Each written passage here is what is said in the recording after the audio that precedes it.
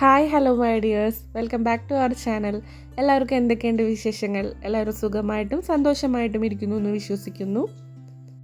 ഇന്നത്തെ നമ്മുടെ പരിപാടി എന്താണെന്ന് വെച്ചിട്ടുണ്ടെങ്കിൽ, ഈ കാണുന്ന മാവിൻ്റെ ചില്ലകളൊക്കെ ഒന്ന് വെട്ടിയൊതുക്കി അവിടെ ഇരിക്കുന്ന ബോഗൻവില്ലയ്ക്കും അടീനിയത്തിനൊക്കെ ഒരു പുതുജീവൻ നൽകുക എന്നുള്ളതാണ്. അപ്പോൾ ഒരു സൈഡ് കംപ്ലീറ്റ് മാവിൻ്റെ ചില്ലകളും മറ്റേ സൈഡ് പ്ലാവിൻ്റെ ചില്ലകളും ബാക്കിയുള്ള ഭാഗം ഡ്രസ് വർക്കും. അങ്ങനെ മൊത്തത്തിൽ ചോലയിലിരിക്കുകയാണ് നമ്മുടെ ചെടികൾ ഫുള്ള്. മതിലിൻ്റെ മുകളിലുള്ള ചെടികളുടെ കാര്യം മാത്രമല്ല, മുറ്റത്തിരിക്കുന്ന ചെടികൾക്കും സെയിം അവസ്ഥയാണ്. കാരണം നമുക്ക് ആകെ ഒരു ചെറിയ മുറ്റമാണുള്ളത്. ആ മുറ്റത്തിനെ ഫുള്ള് കവർ ചെയ്യുന്ന വിധത്തിൽ മാവ് വളർന്നിരിക്കുകയാണ്. അപ്പോൾ എനിക്ക് ഈ ഗാർഡനിങ്ങിലുള്ള ഇതൊക്കെ മാറി കംപ്ലീറ്റ് ഞാൻ പിൻവലിഞ്ഞിരിക്കുകയായിരുന്നു. അപ്പോൾ എന്തായാലും ഇനിയിപ്പോൾ ഓരോ ചെടികളായിട്ട് തിരിച്ചു കൊണ്ടുവരണം എന്ന് ഞാൻ വിചാരിക്കുന്നു. അപ്പോൾ ഇത് നമ്മളങ്ങനെ മതിലിൻ്റെ ചെടികളിലൊക്കെ മാറ്റി അവിടെയൊക്കെ നല്ലപോലെ ക്ലീൻ ചെയ്തിട്ടുണ്ട്. അപ്പോൾ ഇനി നമുക്ക് നമ്മുടെ ചെടികളൊക്കെ മാറ്റി നടാനുള്ള മണ്ണ് പോട്ടിംഗ് മിക്സ് റെഡിയാക്കാം. അപ്പോൾ അതിനായിട്ട് ആദ്യം എടുത്തിട്ടുള്ളത് നമ്മുടെ കമ്പോസ്റ്റ്, ബയോബിന്നിൽ കിട്ടിയിട്ടുണ്ടായിരുന്ന കമ്പോസ്റ്റും പിന്നെ കുറച്ച് ചാണകപ്പൊടിയുമാണ്. പിന്നെ ഞാൻ എവിടെ നിന്നൊക്കെയോ കുറച്ച് മണ്ണൊക്കെ സംഘടിപ്പിച്ച് ബാക്കിലുള്ള ഗ്രോ ബാഗിൽ നിന്നൊക്കെയുള്ള മണ്ണൊക്കെ സംഘടിപ്പിച്ച് ഞാൻ കൊണ്ടുവന്നിട്ടുണ്ട്. അപ്പോൾ മണ്ണും ആ വളമൊക്കെ കൂടി നല്ലപോലെ മിക്സ് ചെയ്തിട്ട് നമുക്ക് അതിൽ തന്നെ ആ ഒരു പോട്ടിംഗ് മിക്സ് സെറ്റാക്കാം.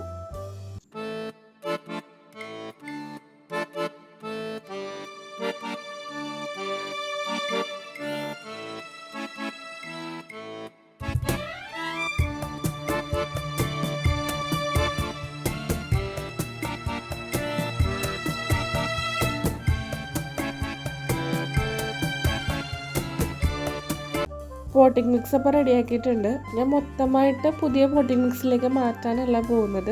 കാരണം നമുക്ക് ഇത്രയും ചട്ടിയിലേക്ക് മാറ്റാനുള്ള മണ്ണ് എന്തായാലും ഉണ്ടാവില്ല. അപ്പോൾ ഞാൻ കരുതി എല്ലാ ചെടിയും കടയപ്പാടെ ഇളക്കിയെടുത്തിട്ട് അതിൽ ഓൾറെഡി ഒരു പോട്ടിംഗ് മിക്സ് ഉണ്ടല്ലോ, ആ പോട്ടിംഗ് മിക്സ് ജസ്റ്റ് ഒന്ന് അതിലും കുറച്ച് വളമൊക്കെ ആഡ് ചെയ്തിട്ട് നമ്മുടെ പുതിയ മണ്ണൊക്കെ ആയിട്ട് ചേർത്തിട്ട് അങ്ങനെ മിക്സ് ചെയ്തിട്ട് നടാമെന്നാണ് ഞാൻ വിചാരിക്കണത്. അപ്പോൾ ഒരു 3 ചട്ടി വീതം എടുത്തിട്ട് ഞാനപ്പോൾ അങ്ങനെ പോട്ട് ചെയ്യാൻ പോവുകയാണ്. അപ്പോൾ എല്ലാ ചട്ടിയിലും കുറേ മാവലയും കുറേ ചവറൊക്കെ ഉണ്ടായിരുന്നു. അപ്പോൾ ആ ചവറൊക്കെ ജസ്റ്റ് ഒന്ന് പറക്കി മാറ്റിയിട്ട് ഈ ഒരു പോട്ടിംഗ് മിക്സ് നല്ലപോലെ ഒന്ന് കുത്തി ഇളക്കിയിട്ട് നമുക്ക് അതിൽ തന്നെ ആ ചെടീനെ റിമൂവ് ചെയ്തെടുക്കാം. കുറേ നാളായതുകൊണ്ട് തന്നെ അത്യാവശ്യം നല്ല വേരൊക്കെ ഉറച്ച് പോയിട്ടുണ്ടായിരുന്നു. അപ്പോൾ ഞാൻ എൻ്റെ ഫുള്ള് പോട്ടിംഗ് മിക്സ് എടുത്തിട്ട് അതിലുള്ള വേരുകളും ബാക്കി വേസ്റ്റൊക്കെ ജസ്റ്റ് ഒന്ന് മാറ്റിയിട്ട് നല്ലപോലെ ഉടച്ച് പുതിയ മണ്ണും പിന്നെ കുറച്ച് വളം കൂടിയൊക്കെ ആഡ് ചെയ്തിട്ട് നമ്മുടെ പഴയ പോട്ടിംഗ് മിക്സിനെ തന്നെ ഒന്നും കൂടി കുട്ടപ്പനാക്കി എടുക്കുന്നുണ്ട്. വേണമെങ്കിൽ ചട്ടിയൊക്കെ നല്ലപോലെ ഒന്ന് കഴുകിയിട്ട് പുതിയ പെയിൻറ്റൊക്കെ അടിക്കണമെങ്കിൽ അടിക്കാം. പക്ഷേ ഞാൻ പെയിൻറ്റൊന്നും വാങ്ങിച്ചിട്ടുണ്ടായിരുന്നില്ല. അപ്പോൾ എന്തായാലും ഞാൻ നമ്മുടെ പോട്ടിംഗ് മിക്സ് നിറച്ചിട്ട് പിന്നെ ചെടി നടാൻ പോവുകയാണ്. അപ്പോൾ ചെടി നടുന്നതിന് മുൻപായിട്ട് നമ്മുടെ ചെടിയിലുള്ള എക്സ്ട്രാ വേരുകളും കുറേ വേരൊക്കെ നല്ലപോലെ വളർന്നിട്ടുണ്ടാവും. നമുക്ക് അത്രയും വേരൊന്നും വേണ്ട. അതേപോലെ തന്നെ കമ്പുകളും നല്ലപോലെ ഷോർട്ടാക്കി ട്രിം ചെയ്ത് കൊടുക്കാം. കണ്ടോ, ഇതേപോലെ ട്രിം ചെയ്തിട്ട് വേണം വീണ്ടും റീപ്ലാന്റ് ചെയ്യാനായിട്ട്. വർഷം തോറും മെയിൻറ്റെയിൻ ചെയ്യണമെങ്കിൽ ഒരു മൺസൂൺ ടൈമൊക്കെ ആകുമ്പോഴേക്കും മുകൾ ഭാഗത്തെ മാത്രം മണ്ണ് കുറച്ച് റിമൂവ് ചെയ്തിട്ട് പുതിയ പോട്ടിംഗ് മിക്സ് ആഡ് ചെയ്യാം. നല്ലപോലെ ഒന്ന് കുത്തിയിളക്കി വെച്ച് കൊടുത്തിട്ടുണ്ടെങ്കിൽ നല്ല ഗ്രോത്തും കാര്യങ്ങളൊക്കെ ഉണ്ടാകും. ഇവിടെ ഇപ്പോൾ 2-3 വർഷത്തിലധികമായി ഇത് മെയിൻറ്റെയിൻ ഒക്കെ ചെയ്തിട്ട്, അതുകൊണ്ട് തന്നെ വേരൊക്കെ നല്ലപോലെ വളർന്ന് തിങ്ങി പോട്ടിംഗ് മിക്സ് കംപ്ലീറ്റ് തിങ്ങിയിരിക്കുകയാണ്. അപ്പോൾ എന്തായാലും ഇത് 1 മുതലേ നമ്മൾ റീപ്ലാന്റ് ചെയ്ത് കൊടുത്തിട്ടുണ്ടെങ്കിൽ അതിന് എന്തെങ്കിലും ബെനിഫിറ്റ് ഉണ്ടാവുള്ളൂ. വർഷം തോറും മെയിൻറ്റെയിൻ ചെയ്ത് കൊടുത്താലും ഒരു 2-3 വർഷം കൂടുമ്പോൾ ഇതുപോലെ ഒന്ന് ആദ്യം തൊട്ടേ റീപ്ലാന്റ് ചെയ്ത് കൊടുത്തിട്ടുണ്ടെങ്കിൽ കുറച്ചും കൂടി നല്ലതാണ്. പിന്നെ എപ്പോഴും ഒരു മൺസൂൺ സീസൺ കഴിയുമ്പോഴേക്കും ചെടി നല്ലപോലെ ട്രിം ചെയ്ത് കൊടുക്കുക. കൊമ്പുകളൊക്കെ നല്ലപോലെ വെട്ടി ഒതുക്കി കൊടുത്തിട്ട് വളമൊക്കെ ആഡ് ചെയ്ത് കൊടുത്തിട്ടുണ്ടെങ്കിൽ പിന്നെ ഒരു ഡിസംബർ ജനുവരി ടൈമൊക്കെ ആകുമ്പോഴേക്കും നല്ലപോലെ പൂക്കൾ വരാൻ തുടങ്ങും. പിന്നെ ഇതിൻ്റെയൊക്കെ മെയിൻ ആധാരം എന്ന് പറഞ്ഞിട്ടുണ്ടെങ്കിൽ വെയിൽ വേണം എന്നുള്ളതാണ്. അതില്ലെങ്കിൽ പിന്നെ നമ്മൾ എന്തൊക്കെ ചെയ്ത് കൊടുത്തിട്ടും കാര്യമില്ല. അപ്പോൾ എല്ലാ ചെടികളും നമ്മൾ റീപ്ലാന്റ് ചെയ്തിട്ടുണ്ട്. ഇനി നമുക്കിതൊക്കെ തിരിച്ച് മതിലിലേക്ക് വെച്ച് കൊടുക്കാം. ചെറുതായിട്ട് ഞാൻ മാവിൻ്റെ കൊമ്പുകളൊക്കെ നല്ലപോലെ ട്രിം ചെയ്തിട്ടുണ്ട്. അതിപ്പം തന്നെ വളർന്നു വരും. എന്നിരുന്നാലും താൽക്കാലിക ആശ്വാസം പോലെ നമുക്ക് ഇങ്ങനെ വെച്ച് കൊടുക്കാം. ഇവിടെ കുറച്ചെങ്കിലും അധികമായിട്ട് വെയിൽ കിട്ടുന്നത് ആ ഒരു പില്ലറിൻ്റെ ഭാഗത്താണ്.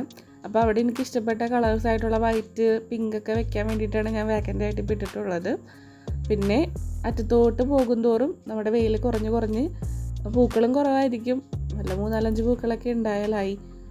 എന്നിരുന്നാലും പക്ഷെ നമ്മുടെ എല്ലാ കളറും ഉള്ളതുകൊണ്ട് എനിക്കത് മെയിൻറ്റെയിൻ ചെയ്യണമെന്ന് ഭയങ്കര ആഗ്രഹമാണ്. അതുകൊണ്ട് നമ്മളങ്ങനെ അത് കീപ്പ് ചെയ്ത് പോകുന്നു. ഞാൻ ഈ വീഡിയോ ഇപ്പോൾ പോസ്റ്റ് ചെയ്യുന്നത് മാർച്ചിലാണെങ്കിലും നമ്മളൊരു ഒക്ടോബർ ലാസ്റ്റ് നവംബറിൽ ആദ്യത്തോടു കൂടിയാണ് ഈ ഒരു പരിപാടികളൊക്കെ ചെയ്ത് വെച്ചത്. എപ്പോഴും ഒരു മൺസൂണിൻ്റെ എൻഡിങ്ങിന് മുൻപായിട്ട് ഇതിൻ്റെ കെയറും കാര്യങ്ങളൊക്കെ ചെയ്യുന്നതായിരിക്കും നല്ലത്. അപ്പോൾ നമ്മളങ്ങനെ അറേഞ്ചൊക്കെ ചെയ്ത് വെച്ച് കഴിഞ്ഞ് ഒരാഴ്ച കഴിഞ്ഞപ്പോഴേക്കും പുതിയ തളിരിലകളൊക്കെ ഇതിൽ വരാൻ തുടങ്ങി. എല്ലാ ചെടികളിലും വന്ന് തുടങ്ങിയിട്ടില്ലെങ്കിലും അധികം വൈകാതെ എല്ലാത്തിലും വരും. ചെറുതായിട്ട് ഇങ്ങനെ പൊടിഞ്ഞ് വരുന്നുണ്ട്.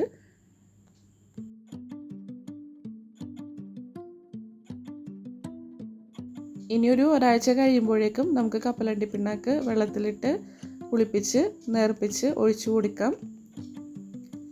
അപ്പോൾ ഇത് 2 ആഴ്ച ആയിട്ടുണ്ട്. 2 ആഴ്ച ആയപ്പോഴേക്കും നമ്മുടെ ചെടികളിൽ അത്യാവശ്യം ഇലകളൊക്കെ വന്നു.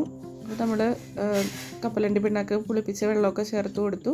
ചിലവരത് ഡയറക്റ്റായിട്ടും ആഡ് ചെയ്യാറുണ്ട്. എനിക്കതെങ്ങനെയാണെന്ന് കാര്യമായിട്ട് അറിയാത്തതുകൊണ്ട് ഞാൻ എപ്പോഴും നേർപ്പിച്ചാണ് ചേർത്ത് കൊടുക്കാറ്. വീണ്ടും ഒരാഴ്ച കൂടി കഴിഞ്ഞപ്പോൾ ഞാനിതിലേക്ക് 19 അത് വാങ്ങിച്ചിട്ട് അവർ പറയുന്ന ഡയലൂഷനിൽ റെഡിയാക്കിയിട്ട് ജസ്റ്റ് ഇലകളിലേക്കൊക്കെ ഒന്ന് സ്പ്രേ ചെയ്ത് കൊടുക്കുന്നുണ്ട്. ഇതിക്ക് മുമ്പ് ഞാനിങ്ങനെ സ്പ്രേ ചെയ്ത് കൊടുത്തപ്പോൾ എനിക്ക് റിസൾട്ട് ഉണ്ടായിട്ടുണ്ട്. സ്പ്രേ ചെയ്ത് കൊടുത്തത് കൊണ്ടാണോ അല്ലെങ്കിൽ നോർമലി വരുന്നതാണോ എന്നറിയില്ല. അപ്പോൾ ആ ഒരു വിശ്വാസത്തിൽ ഞാൻ വീണ്ടും ഇത് വാങ്ങിച്ച് ഇങ്ങനെ സ്പ്രേ ചെയ്ത് കൊടുത്തു. പിന്നെ എന്തോ ഭാഗ്യത്തിന് അപ്പുറത്ത് അവരുടെ പ്ലാവിൻ്റെ കൊമ്പുകൾ കൂടി വെട്ടിക്കളഞ്ഞത് കൊണ്ട് നമ്മുടെ ചെടികളൊക്കെ ഇപ്പോൾ നല്ലപോലെ പൂത്തു. എൻ്റെ ഫേവറേറ്റാണ് ഈ ഒരു വൈറ്റ് ഫ്ലവർ. അപ്പോൾ എല്ലാ ചെടികളും പൂക്കാൻ തുടങ്ങിയിട്ടുണ്ട്. അപ്പോൾ ഇത്രയുള്ള വീഡിയോ ഞാൻ എടുത്തിട്ടുള്ളൂ. ബാക്കി ഫോട്ടോസൊക്കെ ഞാൻ ഇതിൻ്റെ സൈഡിൽ കൊടുത്തേക്കാം. അപ്പോൾ എല്ലാവരും വീഡിയോയെക്കുറിച്ചുള്ള അഭിപ്രായങ്ങളും നിർദ്ദേശങ്ങളൊക്കെ കമൻറ്റ് ചെയ്യാനായിട്ട് മറക്കരുത്. വീഡിയോ ഇഷ്ടമായിട്ടുണ്ടെങ്കിൽ please do like, share and subscribe. Thank you for watching. Keep supporting. അടുത്തൊരു നല്ല വീഡിയോവുമായി ഉടൻ തന്നെ കാണുന്നതുവരേക്കും ബൈ.